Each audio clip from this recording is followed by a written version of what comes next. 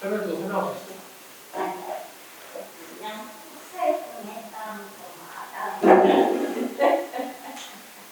저দের 중요한 게 아니라 청사를 너무 못 되니까.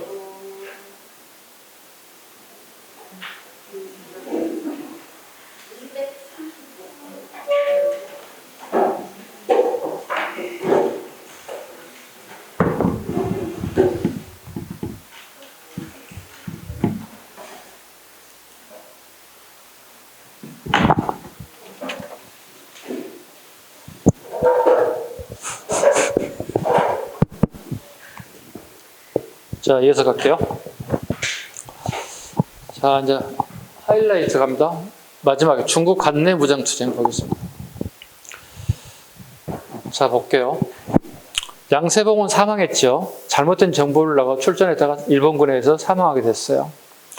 그리고 지청제는 더 이상 간도에서 할 수가 없어서 남쪽으로 내려왔어요. 그 남쪽이 여기예요. 관내 무장 투쟁이에요. 관이란 말은 산해관의 줄임말이에요. 산해관은 뭐냐면, 자, 산해관은 이거예요. 지도를 이렇게 그려보시면, 우리 여기를 만리장성 얘기하지, 그지? 만리장성의 초입부가 이게 산해관이에요. 북방 민족들이 중국을 넘어가려면 지금 높은 산을 올라가거나 바다를 끼고 있는 산해관을 통해서 가는 게 가장 좋은 방법이에요, 이게. 그래서 지금도 마찬가지죠. 이쪽 북방 민족들이 만리산을 통하지 않고 중국 본토를 넘어가면 산해관을 통해 내려가는 거예요. 첫 관문이에요. 그래서 중반 이후부터는 산해관 남쪽으로 내려가서 무장투쟁이 이루어졌다는 뜻이에요. 여기서는 이제는 불가능하게 되었다. 그래서 이걸 관내 무장투쟁 이렇게 불러요. 관내 무장투쟁은 3주 중반 이후에요. 이해 가셨죠? 양세봉과 지청제는 실패하고 난 다음에 내려오게 됐다는 뜻이에요. 근데 단체 크게 보면 두 가지가 있어요. 첫 번째, 한국민족혁명당이 있어요. 두 번째, 조선민족혁명당이 있어요. 자, 보세요. 첫 번째, 한민혁이 있고, 두 번째, 조민혁이 있어요. 중간중간 글자 따서 제가 암기시키는 거예요. 선생님 초등학교 동창 중에 한민혁이 있고, 조민혁이 있어요. 이런 일 있잖아요. 민혁이라는 친구 있잖아요. 또 선생님 친구 실제로 민혁이라는 친구가 있어요. 성만 좀 바꿨어요. 한국민족혁명당. 자, 한국이라는 단어가 뭐예요? 민족주의 계열이야. 조선민족혁명당. 이거 뭐야? 빨갱이들이 사회주의 계열 애들이에요. 자, 한국민족혁명당이에요. 오케이? 줄여서 한민혁이라고. 수업 시간에 한민혁. 오케이? 또는 다른 교과서에서는 한국이라는 단어를 쓰지 않고 민족혁명당이라는 단어를 써요. 이게 쓰지 않는 이유는 뭐냐면 민족혁명당을 얘기하게 되면 조선민족혁명당인지 한국민족혁명당인지 구분이 안 되는 거예요. 일부 책에 그냥 남의 책 베끼신 분들 계세요. 이렇게 하면 안 되는 거예요. 그래서 엄격하게 한국민족혁명당, 그 다음에 조선민족혁명당 이렇게 구분하시는 게 좋아요. 줄여서 한민혁, 조민혁 잡으시면 돼요. 자, 한민혁 가봅니다. 5개 단체 연합이, 책 그대로 보시면 돼. 5개 단체 연합이 만들어졌다. 기출이에요. 어렵다고 하는 법원지 기출문제 이거예요. 5개 단체가 연합되었다. 두 번째, 김원봉이 나옵니다. 이제 드디어. 우리 아까 사회주의의 넘버원 누구라고 그랬지? 김원봉, 김두봉, 양세형, 봉봉 부르더서 드디어 김원봉이 등장하기 시작합니다. 자, 김원봉은 1919년에 이미 만주에서 의열단을 조직했던 인물이에요. 1919년에. 의열단을 조직했지만 만주에서 활동이 그렇게 강하지는 못했어요. 그래서 관내로 이미 이동해 와 있어요. 관내를 아까 산해관 남쪽으로 내렸다는 뜻이에요. 그러니까 이 지역 봐봐. 이 지역 서간도 북간도 날고 기던 양반들이 더 이상 싸우지 못하고 남쪽으로 내려왔다고. 근데 여기 왔더니 또 한 이미 스타는 다른 사람이야. 우리 알고 있는 사람이 전혀 생판 모르는 아저씨가 스타가 됐네. 그 아저씨 이름이 누구라고요? 김원봉이라고요.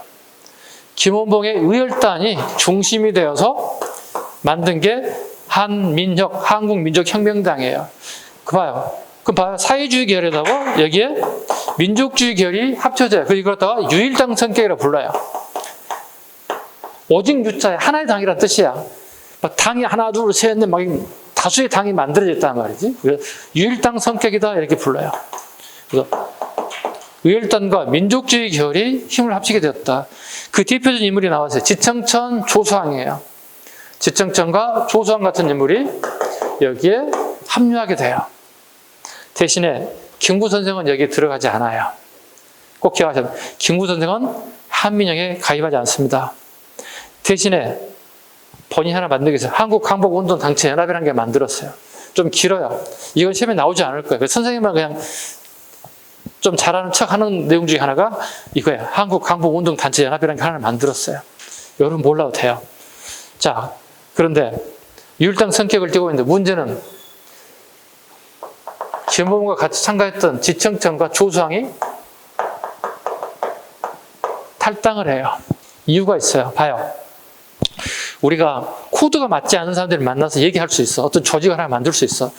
공동의 목표를 가져가기 위해서. 근데 공동의 목표를 가져가는 도중에 자주 의견 충돌이 일어날 수 있어. 그럼 어떻게 돼? 야, 우리 여기서 헤어지자, 끝내자 이렇게 되는 거잖아요.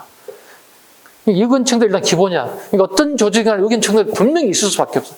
여러 공무원 학계에서 공무원 조직 들었는데 당연히 어떻게 상사들 눈치 보는데 내가 누구 편을 들어야 할지 모르는 경우가 있어. A로 갈지 B로 갈지 앞다리 갔다리 할 수 없는 거야. 중간에 차이는 어정쩡하게 차 있을 수밖에 없는 거야. 내 스탠스가 그렇게 되는 수밖에 없어. 나이가 한 살, 두 살 짬밥이 먹다 보면 어떻게 해? 저거 아닌데? 스스로 판단력을 갖게 되는 거거든. 저건 아닌데? 떨어져 나오는 거야. 누가? 민족주의 계열들이 떨어져 나온 거야. 떨어져 나온다고. 이 사람 떨어져 나와. 지청천, 이 사람들 또 있어. 이유가 또 있어요. 이 사람들은 사회주의자들이에요. 김원봉한테. 근데 사회주의 중심의 운영 체계와 뿐만이 아니라 사회주의란 무엇인가에 대해서 가르치려고 들어. 민족주의자들한테. 생각해요. 북한 누군가 남파 공작을 하고 우리를 막 가르치려 생각하면 우리 수용하겠어요? 미친놈 아니야, 내가? 너 뭐야? 빨갱이야? 간첩이야? 알아서 신고하지. 뭐 이렇게 되는 거거든. 그래서 얘들이 떨어져 나와요. 사회주의 애들하고 융합되기 되게 쉽지 않았어요. 그래서 김원봉 중심의 한국민족혁명당이 만들어진 거예요. 이렇게. 오케이. 여기 떨어져 나오죠. 그 다음에 남는 민족 이렇게 되는 거예요. 김원봉이 이제 혼자 남게 되는 거예요. 그래서 김원봉 중심의 조선들 아니에요. 빨갱이들은 다 모인 단체가 만들고 이게 조선민족혁명당이 되는 거예요. 자, 조선민족혁명당 봐. 조민영이라고 그랬어. 4번에 조선민족혁명당 갑니다. 37년입니다. 연도 잡으셔야 됩니다. 조선의용대가 한꺼우에서 결성됩니다. 1938년입니다. 여기가 한꺼우입니다. 여기 한꺼우입니다. 꼭 잡아야 됩니다. 기출입니다. 한꺼우에서 만들어졌습니다. 대부분 뭐 상해 나오는데 아니에요. 조민영은 상해를 간 적이 없어요.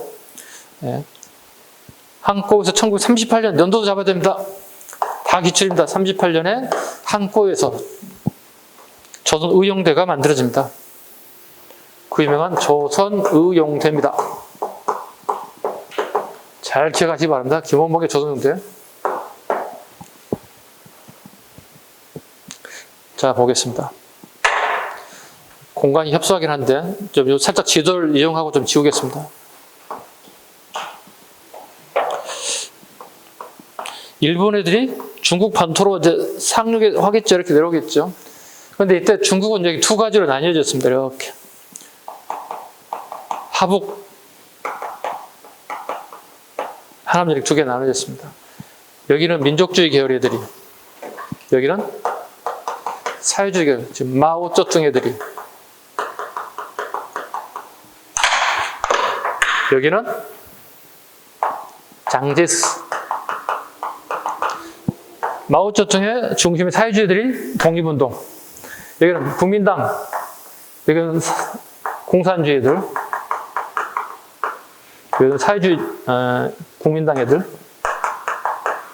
서로 양분돼서 독립 일본에 지향합니다. 이렇게 지향합니다. 두 개의 세력이 만들어져 있습니다. 자, 장제스하고 김구가 가까워지죠. 여기에서 가까워지는 이유는 뭐죠? 한일 외교관 윤봉길 의사의 홍콩공원의 폭탄 투척 사건이에요. 왜? 그 당시 1억이었나 봐. 중국에 1억 인구가 하지 못한 일을 조선의 한 젊은이가 해냈다는 거야. 홍콩공원에서 일본이 만주를 점령한 전승 축하식과 일본 진해 천황 생일을 동시에 경축 축하하는 잔치가 벌어졌어. 강단에 마이크 잡고 축하하고 있는 거야. 이때 윤봉길 폭탄 들고 가서 에라이 먹으라고 던져버린 거야. 이게 홍콩 폭탄 터뜨 사건이야, 이게. 이걸 계기로 장제스가 김구에게 우리 중국 내에서 무장투쟁을 하셔도 됩니다 하고 허락이 떨어진 거야. 그래서 윤봉길의 폭탄 특정은 되게 큰 의미를 가지고 있어요. 이건 긍정적인 의미에서 높이 평가하는 부분이 있어요. 또 부정적인 부분도 있어요. 분명히. 윤봉길 폭탄 척추 사건은 우리 독립운동에 되게 큰 영향을 준 부분이 긍정과 부정적인 부분이 하나 있어요. 근데 부정은 굳이 우리 얘기할 필요가 없어요. 그죠? 일단 긍정적인 부분 하나만 생각하면 우리가 중국 간에서 총을 들고 군사훈련하고 일본과 싸울 수 있다는 조건이 부여됐다는 뜻이 되는 거예요. 그렇잖아. 아까도 얘기했잖아. 예를 들어서 이렇게 생각해봐. 일본인들 누구한테 나라를 빼앗겼어. 독립운동에도 가까운 우리 제주도 와가지고 얘들 막 사격 훈련하고 총 들고 다니는 시내예요. 제주도는 우리 시민들 어떻게 벌벌 떨지. 그 총대가 상대국이 아니라 우리를 향해서 올 수 있다고 생각한다면 되게 위험천만한 일이잖아. 근데 그걸 허가해줬다는 뜻이야, 장제스가. 대단한 의미잖아. 우리는 너무 먼 얘기같이 생각하지만 우리를 빗대어 생각해본다면 아까 예를 들어서 제주도를 얘기한다면 엄청난 거잖아요. 그걸 허락했다는 게. 우리 시민들의 목숨이 우선 달려있는데. 자, 이해 가셨나요? 이렇게 됐다고. 자, 봐. 그런데 문제가 이거예요. 일본이 내려오잖아요. 이 빨갱이들 봐봐. 이 새끼들 한치도 양보하지 않고 버티고 있는 거야. 버텨. 근데 우리 국민당 장제스가 끌고 다니는 이 군인들이 이렇게 쫓겨온다고. 우리 한꺼번에 누가 있어 지금 현재? 아까 얘기했던? 누가 있냐고 한꺼번에. 김원봉에 조선노동자가 있다고. 김구 선생하고 장제스가 얘기한다고.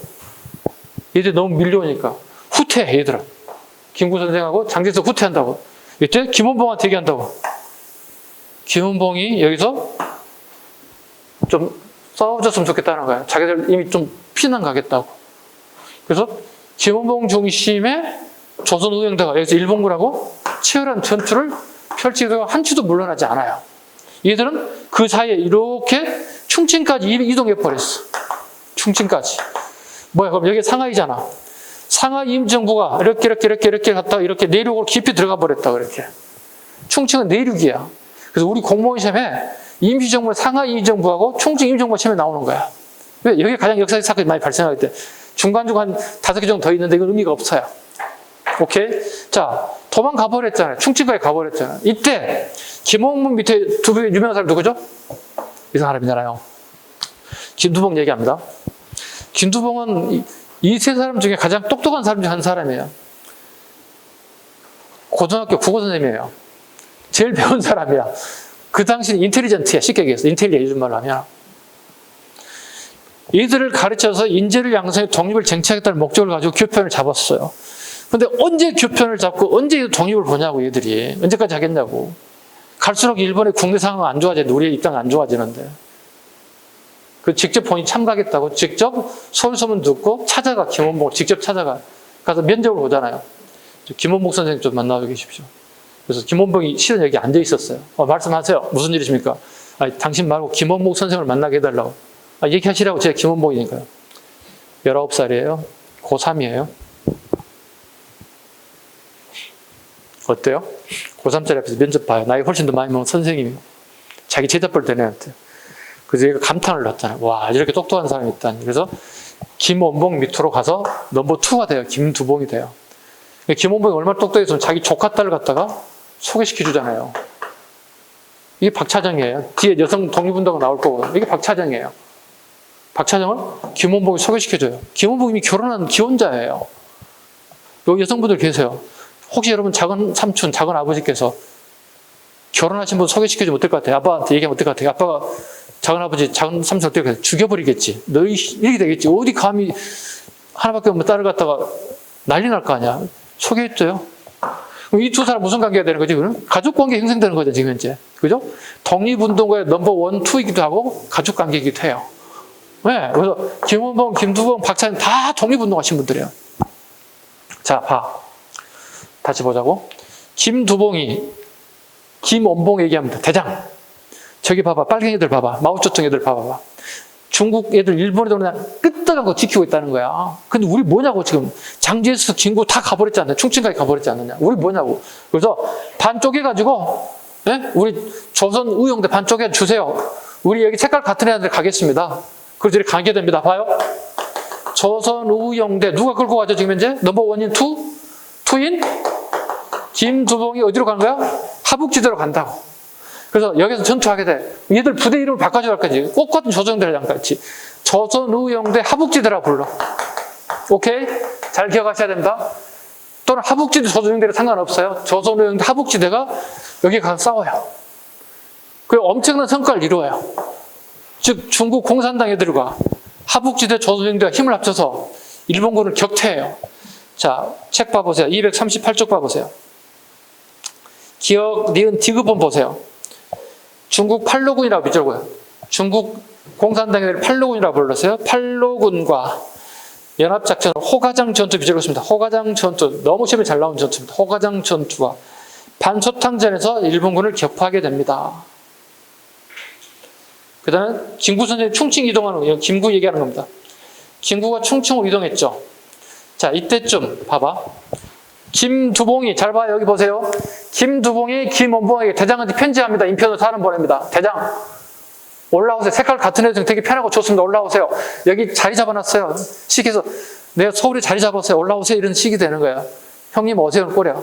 김두봉이 편지를 보내고 김원봉이 편지를 받고 고민하다가 올라갑니다. 여기 갑니다. 중국말로 러양이고 우리말로 낙양이에요. 낙양에 김원봉이 조선인들 끌고 여기 도착한다고요. 낙양에 도착한다고요. 되게 중요한 군사적 던지가 있죠. 이쯤에서 김구 선생이 꽃같이 인편으로 충칭해서 김원봉한테 편지글을 보냅니다. 원봉아 내려와. 자리 잡았다. 충칭으로 와. 이때 김원봉이 고민해요. 김두봉에 갈까? 김구한테 갈까? 그게 김구한테 가는 거예요. 자, 마지막 봐. 42년 충칭으로 이동합니다. 하북으로 이동하지 않은 조선 의용대 병력은 김원봉의 지하에 항복군에 합류합니다. 밑줄고 한국 항복군에. 이게 국정교과서에 맨날 나오는 거야. 수능에 잘 나오는 게 이거야. 예, 김두봉 얘기를 안 하고 그냥 이것만 들렁 나오는 거야. 여러분 어떻게 김두봉한테 갈까 김구한테 갈까 하다가 누구한테 갔다고? 김구한테 간 거야. 이거 앞에 전제 조건이 없이 그냥 수능 체계는 그냥 털렁 그냥 한국 항복군에 가는 거야. 김두봉이. 고민거리 없이 그냥 가는 거야. 말도 안 되는 거야. 왜? 색깔이 안 맞는데 갈 수가 없잖아. 그래도 불구하고 하북지대로 가지 않고 김구선대로 가서 한국 항복군에 합류하게 돼요. 근데 한국 항복군은 여기에 지청천이 대장이야. 봐, 근데 여기 봐봐. 한민혁 만들 때 누가 만들었다고 그래서? 김원봉이 만들 때 누가 합류했어? 지청천하고 조성이 합류 밑에 사람이잖아. 근데 충칭이 어떻게? 지청천 윗사람이야. 강복구 대장이야. 그런데 누가? 김원봉이 가서 여기에 훈련 단장을 해. 얘들 훈련시키는 거야. 그래서 우리 조교, 군대 가면 조교만 훈련시키는 사람 그런 걸 하고 있는 거야. 이건 무슨 얘기냐면, 김원봉이 빨갱이는 맞아요. 빨갱이를 만든 김원봉의 생각은 이거예요. 내가 빨갱이 사상적인 게 중요한 게 아니고 우리 독립이 우선이라고 생각하는 거야. 내가 자리가 중요하지 생각하지 않는 사람이야. 내가 자리에 여전하지 않고 내가 국가의 독립을 헌신할 수 있는 기회가 주어진다면 열심히 하겠다는 생각을 가진 사람이야. 포부가. 그러다 보니까 어떻게 한국 강복군의 대장이 되는 게 아니라 그 밑에 지청제 밑에 부하로 들어가서 훈련 역할을 해준 총대장을 역할한다는 뜻이에요. 어때요? 이 사람이 어떻게 스펙트럼이 좀 넓지 않나요? 그래서 김원봉을 재평가하는 추세가 되게 많아요. 근데 아직 김원봉을 단독 문제 출제하기 쉽지가 않아요. 특히 지금 보수 정권의 권력을 잡은 이 상황에서는 출제자들이 약간 두려워해요. 왜냐하면 괜히 시시비비에 걸려서 가서 저속금융 하는 거 되게 별로 좋아하지 않아요. 대학 교수들이. 그죠? 네. 그래서 그 정도까지 우리 한번 해봅시다. 그 다음에 이제 마지막 하이라이트가 있습니다. 하이라이트 봅니다. 제일 밑에 양 동그란 한번 조선 독립 동맹이라는 게 있어요. 42년. 여기가 애난 지역이에요. 하북지대가. 여기 애난 지대예요. 애난이라 불러. 우리말로 연안이라 불러요. 그래서 여기 독립운동회 때 북한으로 건너가 김일성 그래서 이쪽에 활동했다가 연안파라고 불러요. 오케이. 그래서 김일성이 6.25 전쟁을 끝내고 난 다음에 연안파들 다 숙청해버려요. 연안파 누가 있어? 김두봉이잖아. 전쟁 이후에 김두봉이 북한의 넘버 2가 돼요. 전쟁 전에는 김두봉이 넘버 1이었어요. 그리고 김일성이에요. 자, 볼게요. 김두봉은 김원봉이 오지 않았잖아요. 여기서 아까 했다시피 큰 전투에 승리했다고 그랬잖아요. 호가정 전투에서 승리했다고 그랬잖아요. 일본군 격퇴했잖아요. 그러고 난 다음에 여기에 있는 42년 조선인을 다 모아요.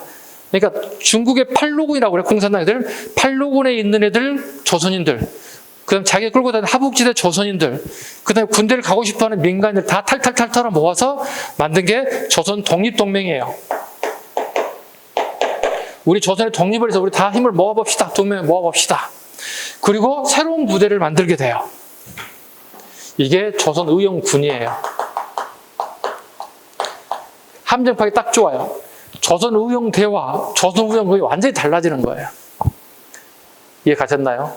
42년 이후부터는 조선 독립동맹이 만들어지면서 조선의용대가 조선의용군으로 이름이 확 바뀌는 거예요. 그래서 여러분 오늘 핵심이 그거야. 조선의용대하고 의용군을 구분하는 것. 오케이? 이거 구분 못하면 어떻게 절대로 맞을 수 없는 부분이 되는 거예요. 그리고 김무정을 총사령으로 삼기도 하였다. 그 다음에 239쪽에 건국강령법이다. 최근 기출이에요. 적어놓으세요. 최근 기출이에요. 자, 김두봉이 만든 건국강령입니다. 일제 폐망에 대하여 건국강령을 발표했습니다. 민주공화국을 표방했습니다.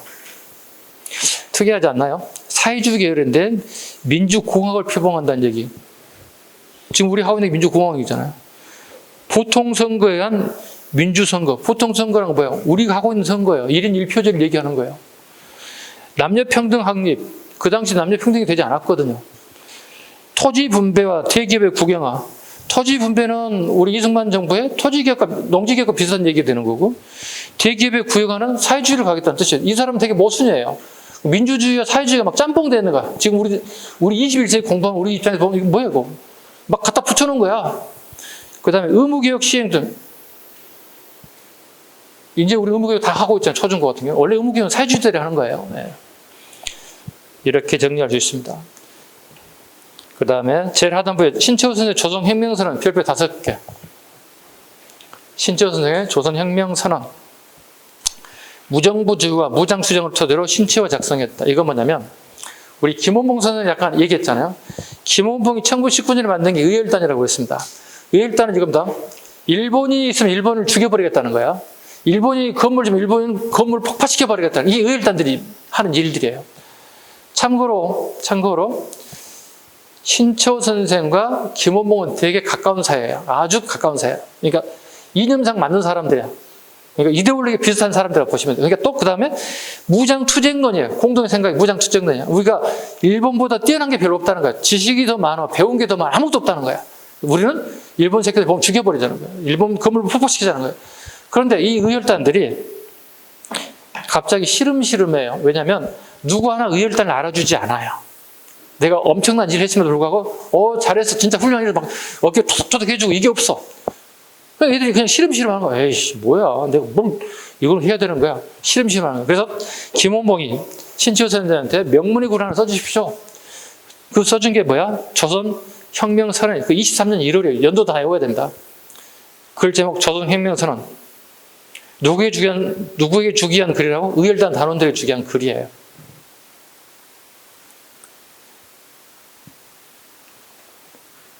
무정부주의와 무장투쟁을 토대로 신채호가 작성하였습니다. 그래서 신채호를 갖다가 아나키스트, 무정부주의자, 그 다음에 무정부주의, 아나키즘 이렇게 표현을 해요.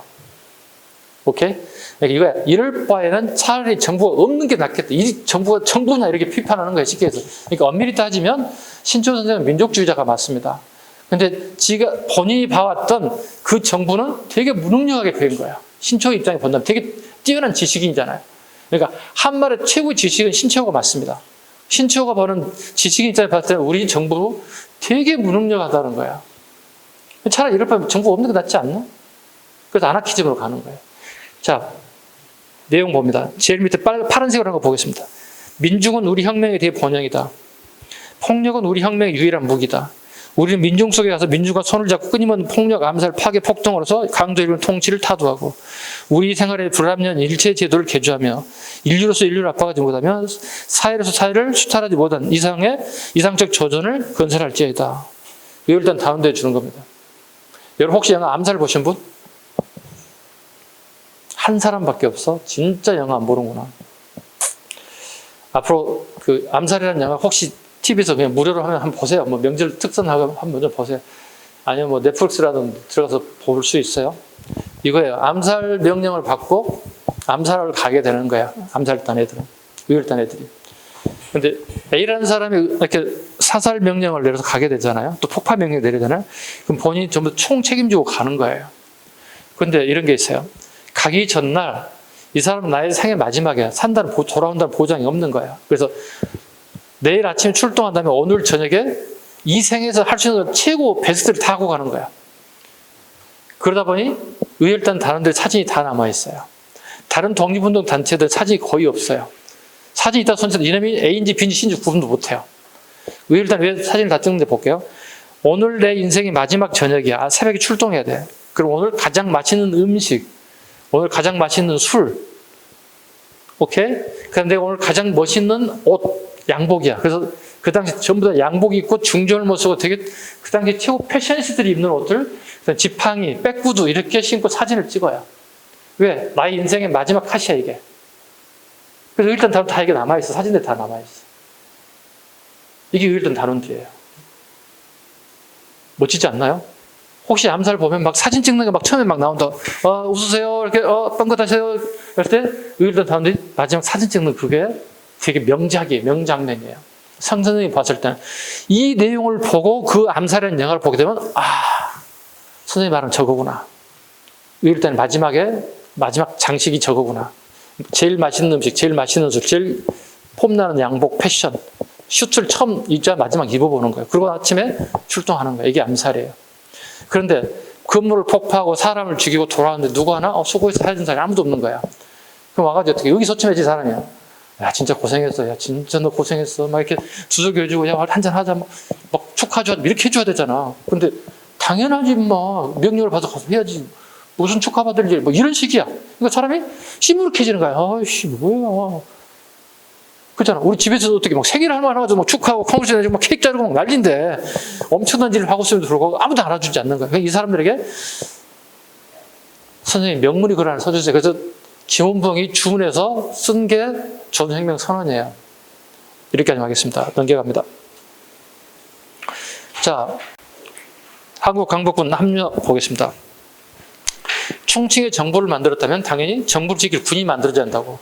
군 이름이 한국 강복군이에요. 줄여서 얘기할게요. 한국 뺄게요. 강복군이에요. 오케이? 강복군이에요. 800여 명으로 만들어요. 충칭에서 만들었어요. 충칭 아까 내륙이에요. 그죠? 바닷가가 아니에요. 뭐 상하이 그다음에 한국은 다 바닷가 쪽이지만 여기 내륙이에요. 내륙 깊이 들어간 거예요. 내륙 정부라고 얘기해요. 41년 태평양 전쟁에 참여하게 됩니다. 태평양 참여하고 대일 선전포고도 합니다.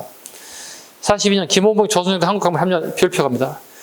가장 많이 나오는 지문이야. 누가 다 맞히라고. 고삐리도 맞히고 고모 섬도 다 맞히라고 하는 것들이에요. 김원봉이 조선영대가 한국강복군 합류. 누구의 요구사항인가요? 자진해서 갔어요. 김구의 요청이에요. 김구 요청이잖아. 자기 밑에 시다발이 했던 김두봉이 콜에서도 가서 안 갔어요? 안 갔잖아요. 김두봉은 어디로 오라 했죠 아까? 애난으로 오라 했지만 거부하고 충칭으로 한 거잖아요. 김두봉의 애난 요구에서 김구 선생으로 가게 됐다. 43년 영국군과 인도 미얀마 연합작전 첩보활동 해유 심리전. 이게 뭐냐면 우리 독립운동가 중에 영어가 되는 애들이 있어요. 그 영어 하는 애들 할 수 있는 애들만 뽑아다가 보내주는 거야. 왜?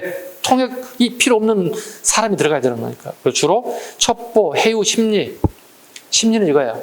이렇게 연합군하고 일본하고 마주 싸우잖아. 근데 일본군 안에는 조선인들이 다수가 반 이상이 조선인이야. 우리 심지를 펼치는 거야. 여기에 조선이 있다는 걸 알려줄 수 있는 가장 좋은 노래가 뭘까? 우리나라를 그 당시 대표한 노래가 아리랑이겠지. 아리랑 마이크 대고 부르면서 상대방이 어떻게 오이씨 같은 민족끼리 총견으로 상황이 되잖아. 이게 심리전인 거야. 이거 뭐야 오늘 전쟁 못 하겠는데? 그렇잖아. 같은 민족끼리 총불을 그렇잖아. 생각해봐.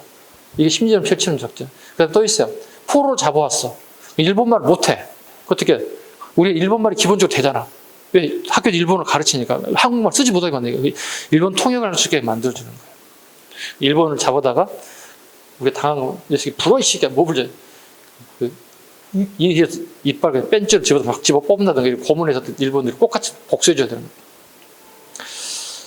그 다음에 44년 미 OS에서 합동훈련 전개했다. 대표적인 게 장준하 선생 같은 사람.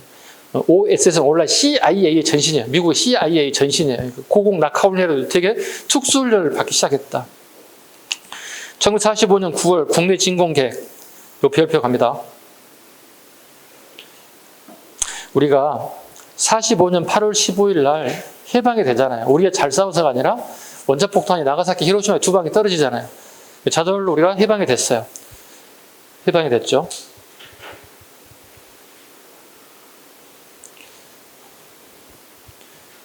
(45년 9월) 진공계획. 이건 김구예요. 저거는 가르고 김구 적어놓으세요.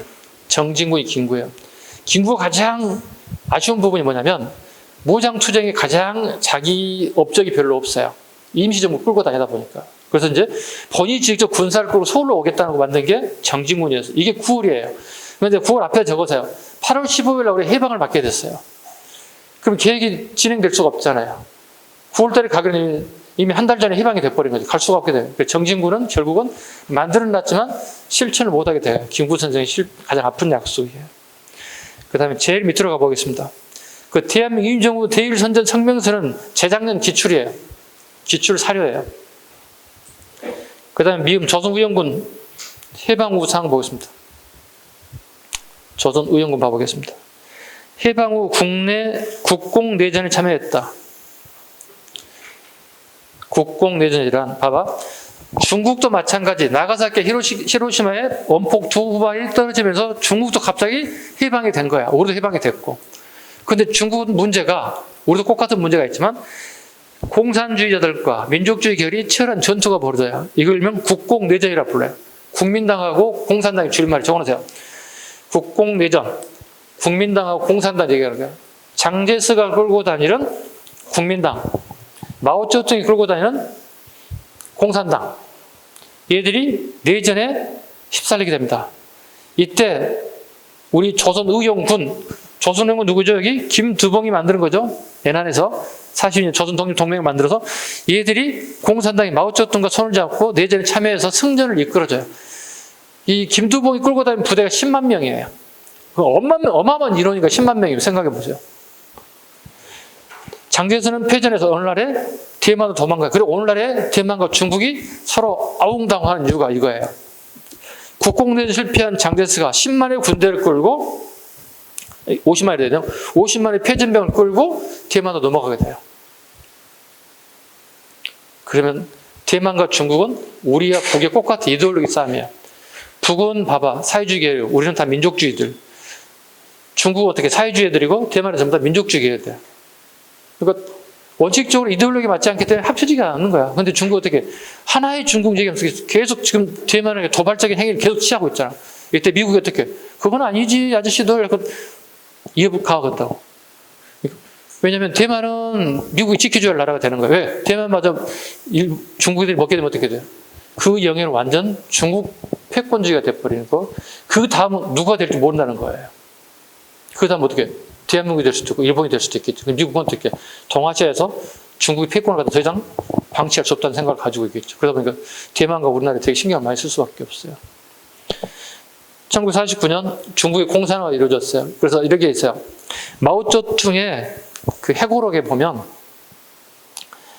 김두봉이 우리를 국공대에 참여해서 도와주지 못했다면 우리는 중국을 통일하지 못했다 이렇게 나와요. 그 김두봉의 역할이 중국이 오늘날 중국의 최소한도 10% 이상은 내가 가진다고 봐야 돼요. 점유율, 퍼센트를 본다면 오늘날의 중국이라는 나라는 김두봉 역할이 최소 10%는 가져가야 된다. 왜? 마오쩌둥 얘기했다고. 근데 마오쩌둥은 보세요. 독립을 완성하고 중국이라는 정부를 출범하는 것은 했어요. 근데 실패한 정부예요. 권력은 잡았지만 정치 경제 부분에서 경제가 실패했어요. 집단 농장대가 되면서 생산성이 떨어져요. 북한과 똑같은 나라가 돼버렸어요. 그래서 훗날 80년대 등시협정이 등장하면서 사유재산을 인정하게 되면서 오늘날 중국이 출발했어요. 오케이? 그 정도는 알아둬야 돼요. 오케이. 마오쩌둥은 공산을 성공했지만 경제에 실패했어요. 왜? 공동 생산, 공동 분배 되게 효율성 없는 거잖아. 사유재산을 인정하지 않으면 어떻게 누가 열심히 일합니까? 그죠? 사유재산 얘기도 어떻게 죽어라 밤새워서 일하는 거잖아. 자기 생산량을 늘리고 소득을 올리게 하고. 오케이? 그래서 등소평부터 시작해서 오늘날의 시진핑까지가 사회주의 체제에다가 자본주의 체제를 플러스해 준 거야. 그래서 오늘날 중국이 성장한 거예요. 마오쩌둥이 가지고 있는 사회주의를 그대로 가져갔으면 저것은 북한과 똑같은 나라예요. 발전 안 되는 나라가 됐어요. 근데 등소평이 조그만 키 있어요. 한 60도 안 되는 50몇 되는 아저씨 있어요. 조그만 아저씨가 있어요. 그 아저씨에 의해서 처음으로 중국이 개혁과 개방과 사회주의에다가 자연적으로 우리 자본주의가 들어오게 되는 게 오늘날의 중국이 됐다. 김일성 읽어봅니다. 조선의용군 입국, 북한 인민군 한국전쟁에 선발돼. 자, 김일성이 아까 왔다고 그랬잖아요. 소련의 불피우아에 왔다고 그랬잖아요. 근데 김일성이 자기 부대가 한 20-30명밖에 안 왔어요. 소련에서. 김일성 측근이 별로 없는 거야. 그죠? 그들밖에 없는 거야. 김일성이 가장 두려운 게 누굴까요? 김두봉이에요. 김두봉은 군대만 10만 명이에요. 러시아하고 중국한테 압박을 가하더라고 합니다. 저기요, 아저씨들, 큰 나라 아저씨들, 내가 북한에다가 자리를 좀 잡을 때까지 김두봉 내려보시면 안 되는데 좀 잡아주세요. 이렇게 잡아놓는다고. 오케이? 그리고 보세요. 김일성 요구 보세요. 조선의용군이 입국, 북한 인민군의 한국전쟁 선발대, 40분에 들어와, 잡아놨다가 38선을 쫙 깔았어. 누가? 김두봉의 부대를 쫙 깔았다고. 얘들 뭐야? 산전수전 공중 겪은 애들이야. 대한민국의 38선 남쪽에 있는 어떻게? 육군 훈련소에서 어떻게? 훈련만 받고 총 한 번도 쏴보지 못한 사람이다. 왜? 총알이 없으니까 부족하니까 애끼느라고. 그래서 딱 대기시켜놓은 거야. 그래서 탱크 몰고 기관총, 소련적 기관총 따라락 한 애들이 왔어. 근데 우리 어떻게? 총알 하나 장전하고 이렇게 하고 쏘는 이거야, 이거. 실탄 너 이거 거야. 옛날 구닥다리 총이야, 이게. 그리고 이게 있어. 훈련소 가면 사격 훈련할 때 사격 격발이 안 되잖아. 방아쇠 단계인데. 그러면 총 들고 조견 저기요 이렇게 하면 안 돼. 큰일 나. 이거 죽여버리는 거야. 이 새끼 바로 죽이는 거야. 훈련 그렇게 받아. 총알이 방아쇠 단계 안 나가잖아. 이렇게 해서 손 들어. 그럼 조교 와갖고 왜 그래? 실탄이 안 나갑니다. 기다려. 손 띄어. 뒤로 물러. 그럼 조교가 딱 해서 다시 서봐. 예, 들리다 이렇게 보고서 북한 애들이 막 내려왔어. 총을 쏠 때 안 나가는 거야. 격발이 안 되는 거야. 왜? 사격을 잘 안 하는 거야. 그러니까 손을 들었어. 조교가 와야 되잖아. 현재 중에 조교가 있어? 오픈 얘기야, 이게. 그럼 탱크 내려고 막 기관총 따라락 날라오는데 엄마하고 도망가야지.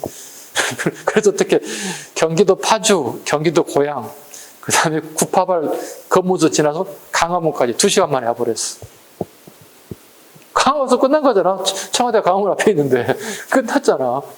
2시간 만에 끝난 거야. 탱크 몰고 가장 가까운 게 서부전선이야. 오늘 경기도 파주시 고양시야, 이게. 그렇잖아. 우리가 멀지 않은 곳이야, 이거. 차 타고 가면 20-30분 갈 수 있는 거리에 그게 들어온 거야. 이렇게 됐어. 그리고 훗날 6.25 전쟁 이후로 전화 김일성이 숙청돼요. 김두봉이 이거예요. 김두봉이 죽은 이유가 이거예요. 김두봉은 오리지널 빨갱이야. 사회주의자야. 근데 김일성은 이 새끼는 약간 야매야. 이 새끼 지금 마음대로 해석하는 거야. 김두봉이 시비 건 거, 저기요. 이건 아니잖아. 이게 사회주의야? 내가 생각한 사회주의가 아니잖아. 뭐 싸우는 거야. 근데 마침 김일성이 해외 순방에 나갔어. 이때다. 그래서 군을 끌고 쿠데타를 일으켰어. 근데 해외에 나갔는데 쿠데타 소식이 들려왔어. 김일성이 바로 해군에 와. 그래서 부대를 동원해서 김두봉을 숙청했어요. 마침 잘 됐다. 숙청하면. 왜? 6.25 전쟁 실패했잖아, 북한에. 그러면 연안파들의 잘못으로 인해서 6.25 전쟁, 남북전쟁이 실패했다는 명분을 만들어서 김두봉 일파들을 다 죽여버려. 이걸 연안파가 제거된 거야. 적으세요. 김일성이 숙청된 사람 누구예요? 김두봉이에요. 그 연안파라고 불러. 우리말로는 연안이라고 그러겠죠. 연안파들이 숙청되는 거야. 연안파가 숙청된 김두봉의 연안파 6.25 전쟁 실패를 명분을 잡아서 숙청시켰다 보시면 돼요. 여기까지가 독립운동사에 대한 전반적인 얘기를 쭉 설명을 드렸습니다. 잠시 쉬어가겠습니다. 오늘 되게 어렵고 중요한 것 이 시간까지 마쳤습니다. 잠시 쉬어갑니다.